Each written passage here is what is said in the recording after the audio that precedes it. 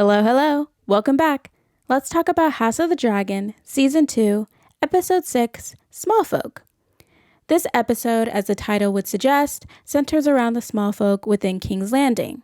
The war is slowly kicking into full swing as both sides are making their moves to claim the upper hand. At the Red Keep, Aemond is fully embodying his new role as King Regent. We could see some of his competence when it comes to war. Unlike Rhaenyra, he commands his small meetings rather easily as he reinforces his role as leader. He does not let others speak over him, but instead makes sure that they follow his ideas and his rules. A contrast to Rhaenyra and Aegon's council, where the council tends to rule and overstep them. He has a more commanding presence as a leader and is very sure of his capabilities, which could be both a positive and a negative thing, as he won't be easily set aside nor controlled. Though his self-belief makes him vulnerable as a leader, as he tends to not listen to the thoughtful and sometimes right opinions of those around him, as evidenced by some of the events that occur later on in this episode. Aemond has his strengths, but he also has his weaknesses when it comes to actually ruling the people of the realm. During the Green's council meeting, he makes a decision to remove Alicent from the council. Their relationship is interesting as it is clear that, like Aegon, he craves his mother's approval and wants a closer relationship with her. But at the same time, he actively pushes her away as a byproduct of the resentment he may have for her. When Aegon was king, he actively kept his mother and brother in his council, whereas Aemond wants pretty much none of his family in the council. This could show their differing leading styles as well as coping styles. Aegon is more trusting and likes to pull people in. He even invited Larys to his council, whereas Aemond is more suspicious and likes to keep people at a distance. This could be due to their upbringings, with Aemond's differing as he was bullied by his brother. Off last episode, seeing Rhaenyra take two new actions, one with deciding to use dragon seeds and another to create an uproar amongst the small folk. Of those two plans, only one is succeeding. Rhaenyra calls upon her knight to ride a dragon. He accepts and nearly achieves being able to ride sea smoke. He, however, ends up being burned by dragon fire. This failure and death of her knight sends Rhaenyra into a spiral, as she sees this death as a sign of her lack of ability to lead. Throughout the season, she's been struggling with the feeling that she deserves the throne, and with all the death happening around her due to her fight for the claim, she feels ill-suited. She is carrying the deaths of the princess and all her knights. Her council also doesn't help her feelings as they continue to fight and disrespect her despite claiming to be on her side. She just wants respect and wants to feel like she's on the right path as a leader. An unsure feeling, not unlike Aegon was feeling. In the end, though, one of her plans has started to catch fire, taking root within the small folk of King's Landing. The small folk are struggling. They are collateral of the Targaryen family fighting and lust for power. Due to the blockade, food is running low and tensions are rising. The Red Keep, though aware of the situation, is not too concerned, or rather, Aemond is not concerned. This shows one of Aemond's weak spots. He lacks care or compassion for the small folk, which is an issue considering that he is their ruler right now. A ruler should be conscious and educated about the people's needs and worries.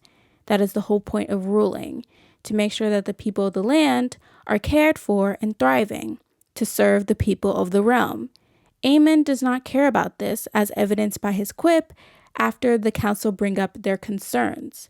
Likewise, the fact that sheep and livestock are just rolled through the city past hungry citizens to feed the castle and his dragon shows his lack of regard, which all escalates when the small folk attack the queens after receiving the food from Rhaenyra's boats. Aemond is not completely fit to lead, just like Aegon was not, which brings me to question who's truly meant to lead. Is House Targaryen truly meant to rule? Their rulers, due to their past ancestors conquering Westeros with their dragons. They are seen as divine rulers simply because of their dragons. But what happens if they no longer have a connection to the dragons, or the dragons choose another? Which brings us to Sea Smoke and Adam. It has been hinted at that Sea Smoke is drawn to Adam. Now, after the failure with the Knight, Sea Smoke actively seeks out Adam to be his rider. This could be because the dragon is lonely, or that Laenor is dead, or the fact that Adam is Laenor's half-brother, which makes him a good alternative rider to Sea Smoke, as it is clear that Laenor is no longer an option. All this to say that the dragon chooses a rider that's not a Targaryen. He has Valyrian blood in him, but he's not a Targaryen, nor was he raised from a noble background. This, I imagine, can make House Targaryen look weak and can call into question their legacy to rule, especially as their current war is bringing a lot of harm to those they are meant to serve.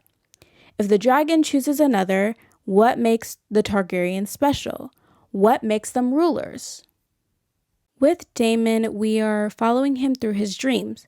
Though there seems to have been a breaking point this episode, Daemon seems to be going through some sort of healing.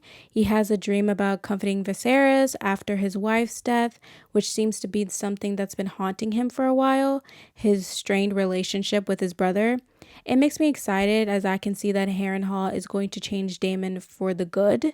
So despite the repetitiveness and the slowness, I can foresee that this Harrenhal chapter really paying off. I do wonder how his relationship with Rhaenyra would change as well.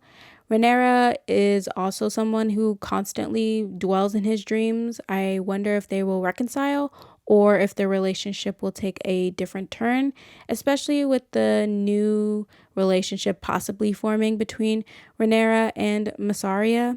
When they kissed, I was honestly kind of shocked. I didn't get any romantic vibes, but in theory it does make sense. Rhaenyra is alone and lonely. She's surrounded by people who do not believe in her and has a husband who's practically ignoring her right now. She does not trust him nor his intentions. Mysaria is always there, guiding her, advising her, reinforcing to her her ability to rule. They're partners in this war. When she gets doubtful, Mysaria gives her direction. When she feels like a horrible person, Mysaria tells her it isn't so. Similar yet different from Daemon. She is stable and reassuring. She isn't challenging nor domineering like Daemon, but she does provide a sense of authority like Daemon. Though Rhaenyra and Mysaria are more like equals. I'm interested to see where their relationship goes or if it goes absolutely nowhere. Aegon is still going through a tough and long recovery. Aemond visits him, and it's very clear that Aegon is very, very afraid of his brother. He is aware of what his brother tried to do to him, and he is aware that his brother is a threat to his life. Larys decides to visit Aegon after he gets denied in a very humiliating manner as King's Hand. Aemond is suspicious of Larys, and rightfully so. He's one of the few that is. Aemond basically accuses him of trying to manipulate him and calls him out on his lack of loyalty to his family, which is ironic considering that Aemond literally burned his brother alive. But hey, during Larys's visit with Aegon, we get this amazing speech from Larys, where we see a glimpse of some of his true feelings, his pain, his resentment, his desires, his strategy. He outlines to Aegon his life from now on. He outlines the struggle, the public scrutiny, and the overall drastic life changes that Aegon will have to endure. He relates his life to Aegon and thus aligns himself with Aegon, becoming his ally and confidant to regain his throne. Larys is being semi-truthful, but it's obvious that he's using Aegon after Aemond was no longer a plausible path for him. Aegon is vulnerable, especially now, which makes him the perfect target. Overall, I'm still somewhat confused on what Larys's game is. What are his true intentions? What does he want?